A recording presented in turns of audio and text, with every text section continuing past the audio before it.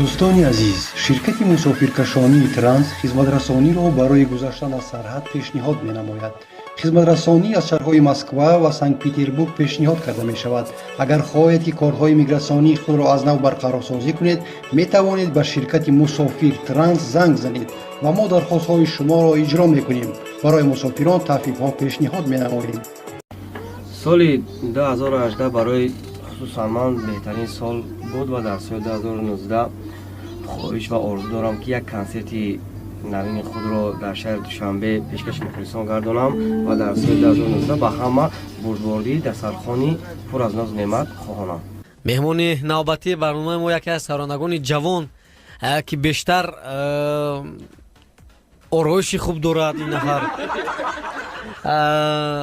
даъват кардем наимҷони Саид Али. кафкуби ва ифтихори шумо. саломат бошӣ бародари азиз.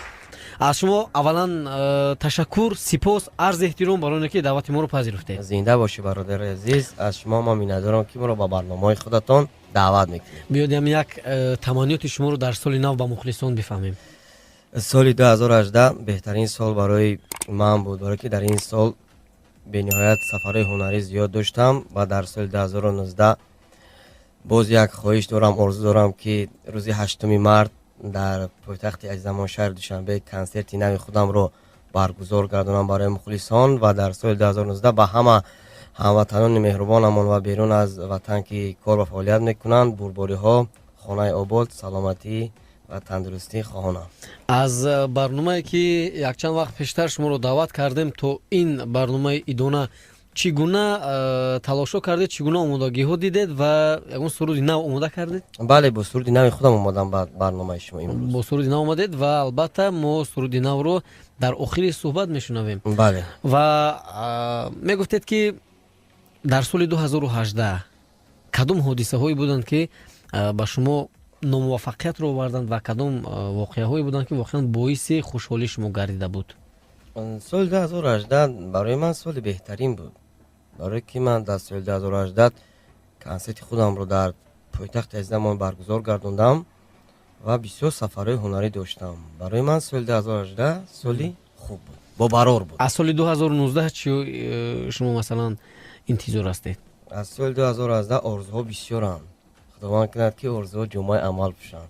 бисёр орзуҳо дорем. ва дар як клипи шумо мо дидем як нафар ҳой ман гуфта будам ҳеҷ кас бемодар нашавад бо як духтарак. вай тақрибан вай соли 2011 буд. чӣ гуна буд аммо суруд матне ки буд хеле хуб баромада будам. вай матн ва оҳанги Сироҷи Абдулло буд. вай яке аз шеъра ва оҳангро барои ман пешниҳод кард.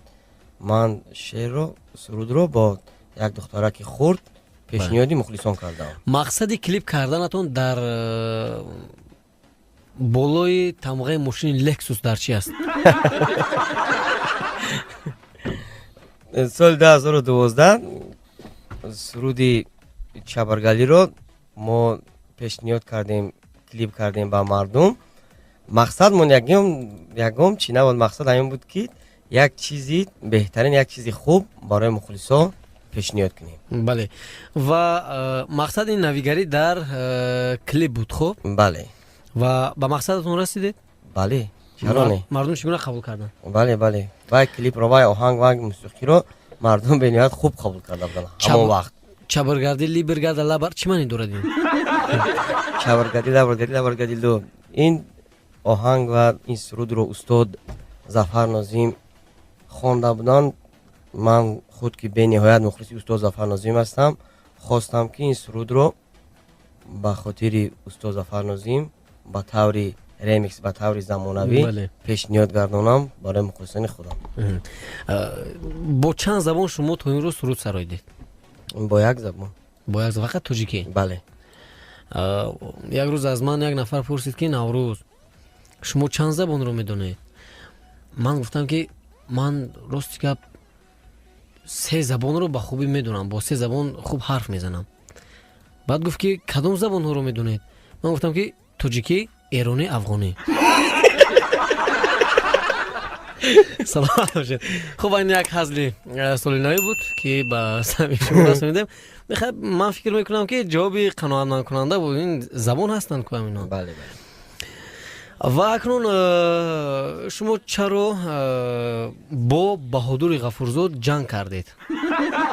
бо баҳодури ғафурзод худи он кас гуфтанд ки ман бо наимҷон намедонам бо кадом мақсад гапҳомон гурехту хеле як ҷанг шудем гуфтанд. рости гап мо бо акаи баҳодур бародар ҳастем ва бо акаи баҳодур ягон вақт ҷанг кардагӣ нест. ман фақат бо акаи Сироҷиддин Фозилов як ҳазли солинавӣ карда будем.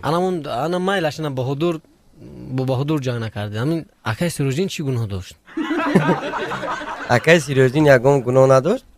телевизиони Сафина режиссёр Сафар Саъдиев барои ман пешниҳод карданд ки як шӯхии солинавӣ омода мекунем. аз он ҳамун шӯхии солинавӣ ман даракдор будаму акаи Сироҷиддин даракдор набуд. не ки дар охир вақте ки вай то хишаки тамошо кунӣ ҳатман мефаҳмӣ ки вай ҳазли солинавӣ буд. бале ҳазли солинавӣ бале бале. бо кадом гулдухтарон яъне аниқтараш сарояндагони тоҷик ки ман табақаи ҷинси латифро дар назар дорам шумо дует сароидед? як ташро ман медонам ин Ҳанифа Қурбонова аст. ман ҳамин як дует сароидам бо апа Ҳанифа Қурбонова. дигар бо ягон таш дует насароидам. фақат пешниҳод кардагем ҳозир оҳангро тайёр кардагем бо апаи Ҳабиба Давлатова. насиб бошад 8 март як дуети ғарибӣ пешниҳод мекунем. агар гугуш ба шумо таклиф кунад ки бо ӯ дует хунед қабул мекунед? бале бале чаро не. ва масалан то имрӯз мо чуно ки маълумот доштем шумо шумораашро гуфтед вале дар хотири ман нест. чанд суруд ҳамагӣ доред? ҳамагӣ чанд суруд шумо сабт кардед то ин замон? 180 да. 180 суруд. бале. хуб ҳамаи онҳо ба таври видеоклип ҳастанд ки на? аксарияташ бо видеоклип аст. аксарияташ 170таш. он сурудое ки муваффақ аллакай дарам 180 суруд дар 15 албом ҷо гирифтагиан. бале. хуб бештар сарояндаро чӣ муваффақ мекунад ва ё ин ки кӣ муваффақ мекунад? сарояндаро оҳанги хуб, шеъри хуб ва мухлисон муваффақ мекунад. шумо дар як рӯз чӣ қадар маблағ сарф мекунед? дар як рӯз рости гап ҳар рӯз ҳар хел аст. масалан ира мо муайян карда ман наметавонам ки масалан имрӯз 200 сум, паго 100 сум, пагои дига 500 сум. ҳар рӯз ҳар хел аст. бале. яъне шумо ошро назм медонед ки шӯрборо? ҳам ош ҳам шӯрбо. не бисёртар кадом ашро? ҳарду ашро. ба ҳамеди ош аз шӯрбо намемонем. не масалан боз хеле наздиктар кадом аст? ош аст. оша сабзи ча назм медонед зербакаша? бринша. саломат бошед беҳтарин. ва суоли дигар ин аст ки бо овози зинда 4 мисра суруд замзама кунед. шабҳо ба ёди рӯи ту шаб зиндадорӣ мекунам. айёри сангин дил биё дил беқарорӣ мекунам. айёри сангин дил биё дил беқарорӣ мекунам. саломат бошед. ва як суруд дигар аст. мара мардумо меган. бале хеле як суруди хуб будам ин. мара мардумо меган. мара мардумо меган ошиқӣ наки ишқ дурӯғ аст. саломат бошед. беҳтарин суруд аст. намин бедам ин як занги телефонӣ қабул кунем ки боз шунавандагон нагӯянд ки ин сабт аст, ин сабти пешакӣ буд, ин сабт аст. шунавандаҳо мо дорем да баъзе аз шунавандагон мегӯянд ин сабт буд. на. салом алейкум 76 радиотон баланд аст. бале марҳамат.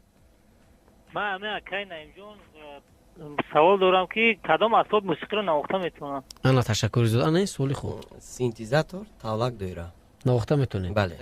акнун таманниёти шуморо ба шунавандагон ва ба ровии барнома мешунавем.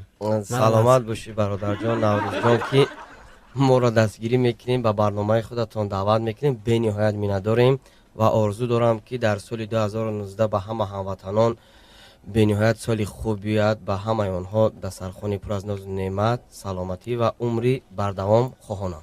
боқӣ ба наимҷон худоҳофизӣ мекунем ва барори кор тамоми бурдбориҳои соли 2019-ро ба эшон хоҳандем ва бозам бовар дорем ки минбаъд низ даъвати моро қабул карда ба барнома меҳмон мешаванд. саломат бошӣ бародари ташаккури зиёд барои широ. зинда бошӣ. баъд аз шунидани суруд суҳбатро бо меҳмони дигар идома медиҳем. аз мавҷи мо дур набошед, барнома идома дорад.